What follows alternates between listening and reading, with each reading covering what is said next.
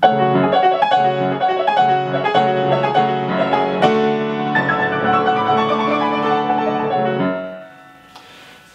an excerpt from a fantastic etude by Rachmaninoff, and it makes a nice prelude to what we're going to talk about today. And those are the basic things that affect the sound of the piano. These are separate than dynamics, than pedal, than the acoustic. They're separate than if you're playing on a $100,000 piano or a $1,000 piano. These are the most foundational, and that is these two elements. And those are speed of the attack. I don't like the word attack because I don't like to think that I'm attacking the piano, but the speed that the key is dropping and then the depth that the key is dropping. Now, to put these in a kind of visual format, if you kind of time travel back to your calculus class, for me, I can barely remember that, but these two elements create kind of like the y and the x axis that you might have used a lot in that class. So the y-axis goes up and down, the x-axis goes horizontally. And when you do that, if you make the speed of the attack the y-axis and the depth of the attack the x-axis, you'll get kind of 4 quadrants of possible sounds by having more speed or less speed, or more depth or less depth. So by doing this, if you take the upper right quadrant on the paper, the one that has the most speed and the most depth, you're going to have a very marcato sound. When I got to the end of that passage and I played open fifth there in the left hand, you'll notice that I have a very high attack on this, and I also have a lot of depth. Now, the thing that affects the speed of the attack is the height that I'm above the keys. So the higher I'm above, the faster I'm going to drop into those keys. And the thing that affects the depth of the attack is the weight that I'm pushing.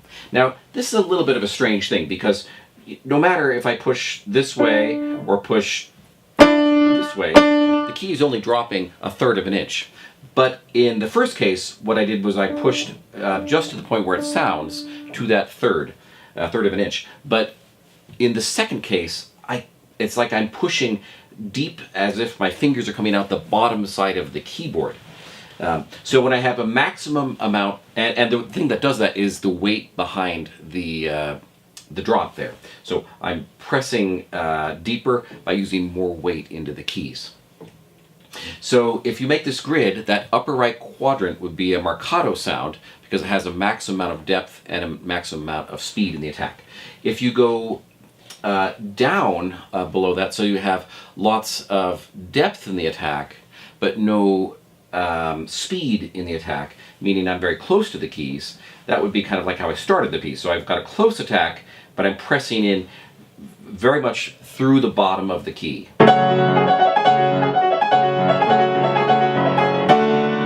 See that marcato attack that I just finished with. If we go on the other side of the quadrant, in the upper left corner, where you have a maximum amount of speed, but you have a minimum amount of depth, that's where you create a kind of leggero sound. I did a little bit of that in the repeated notes here. Those. This is often not so much a sound that I would create actually in that excerpt, but maybe if I was playing some Bach. So I'm trying to lift my fingers a bit so I get some speed in the attack, but I'm not pushing down deeply through the bottom of the key. I'm just pushing to the point where the sound, where the hammer strikes, but I'm not pushing through there. Incidentally, I think this is one of the hardest things to do on the piano. It's not hard to make a big sound on the piano. It's much harder to play a very light and leggero sound. And when I think of leggero, I really think of this as meaning light, but not in the sense of light like cotton balls and feathers. I mean light in the sense of like actual light. So there's brilliance, and the brilliance comes from the tiny amount of space I have between each note. So if I'm playing a scale leggero,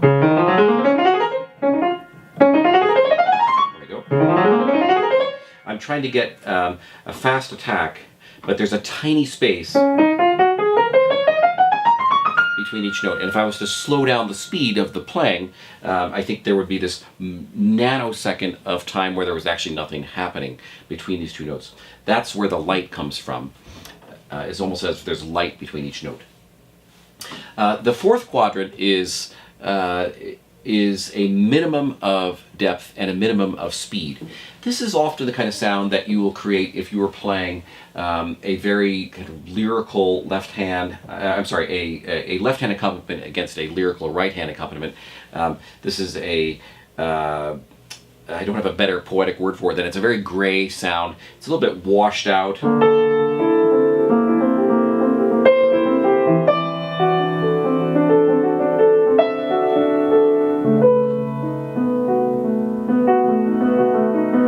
It doesn't have a lot of clarity or precision in the sound, and sometimes if I'm playing very, very lightly, I will make this sound by kind of stroking at the key, almost as if I'm like dusting something off of the key with my fingertips. So I don't necessarily have to play it drawing towards me, although that's an easy way to make that sound. Sometimes in Debussy you'll have this sound.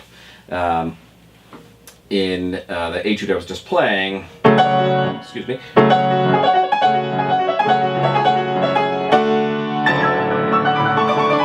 just in the bass there, I started with a big sound, but then I immediately played with a very light sound, pressing the key down just enough to make it speak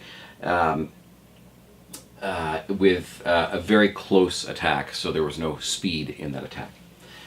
So let's review that again. So you've got four possible quadrants. In the upper right you have a marcato sound. In the upper left you have a tenuto sound. In the upper left you have a leggero sound. In the bottom left you have this kind of washed out gray sound with no kind of core in the tone. And in the bottom right you have this tenuto sound.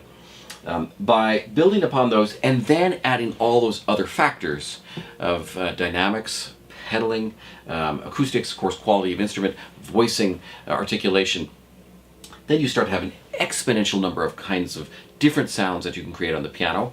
And as I always say to my students before they're about to perform, I recommend take conservative tempos, but have radical dynamics with as much color as possible.